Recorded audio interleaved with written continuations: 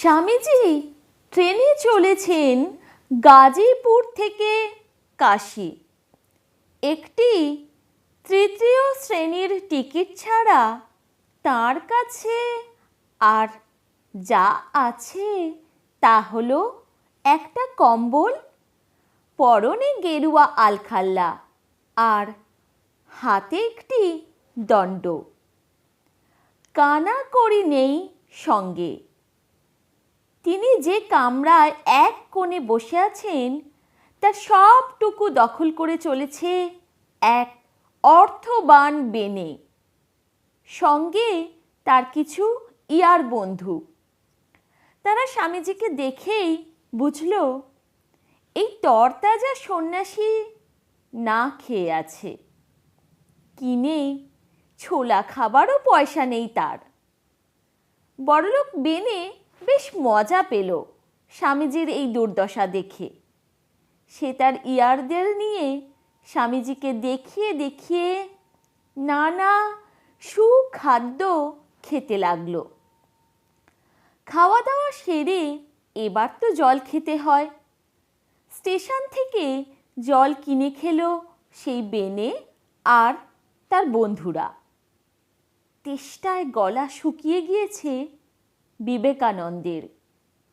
তৃষ্ণার্ত সন্ন্যাসীকে দেখিয়ে দেখিয়ে জল পান করার পর সুখ লাভ করল ধনী সহযাত্রী। ট্রেন বেশ কিছুক্ষণের জন্য থামল তারিঘাট স্টেশনে। সবাই নেমে গেল ট্রেন থেকে। স্বামীজিও নামলেন, বসতে গেলেন প্ল্যাটফর্মে ছায়ার নিচে। চৌকিদার এসে তাড়িয়ে দিল। কি করবেন স্বামীজি?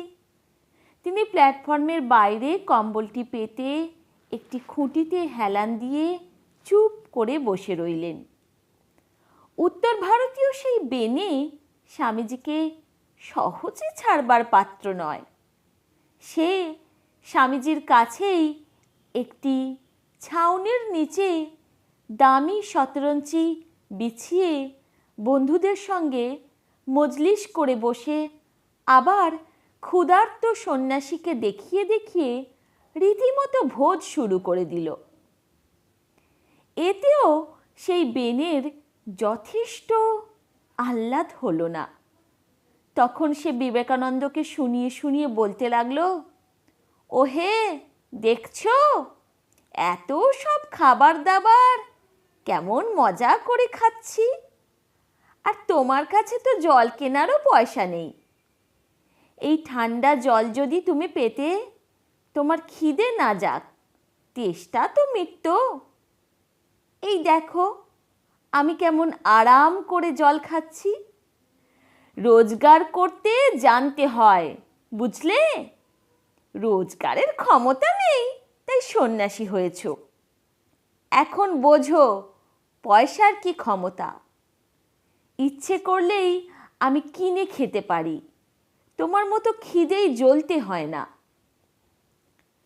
এসব কথা শুনেও বিবেকানন্দ এতটুকু রেগে গেলেন না। কোনো ক্ষোভ নেই তার মুখে, যেন অন্য কিছু, অন্য কারো কথা ভাবছেন তিনি। তার দৃষ্টি দূরের আকাশে, যেন মনে মনে কাউকে ডাকছেন। নরেন। সামনে দাঁড়িয়ে এক অতি সাধারণ মানুষ, কিন্তু মুখে তার সেই হাসি।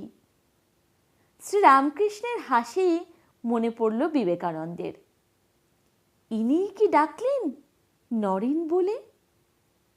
এ তো শ্রীরামকৃষ্ণের কণ্ঠস্বর। সম্পূর্ণ অপরিচিত সেই মানুষটি তার থলি থেকে বার করলেন নরেনের সব প্রিয় খাবার, ডাল, রুটি, তরকারি। একটি মাটির পাত্রে কত যত্নে সাজিয়ে দিলেন তিনি। পাশে রাখলেন ঠান্ডা জল। বিবেকানন্দর চোখ ঝাপসা হয়ে গেল কান্নায়। তার কণ্ঠস্বর কান্নায় ঢাকা পড়ে গেল। বড় তৃষ্ণার্ত তিনি। হাত বাড়ালেন জলের দিকে। এ কি? তার ঝাপসা দৃষ্টির সামনে ক্রমে মিলিয়ে গেলেন সেই সম্পূর্ণ অপরিচিত মানুষটি। বিবেকানন্দ কি করে ধরে রাখবেন তার আবেগ, তার কান্না?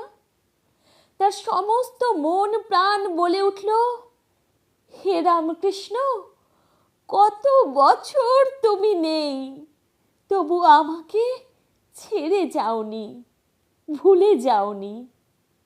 কেন এত ভালোবাসো আমাকে তুমি? ঠাকুর, আমি কেমন করে হব তোমার প্রেমের যোগ্য? মাঝে মাঝে মনে হয় এ পৃথিবী বড় নিষ্ঠুর, এখানে ভালোবাসা নেই।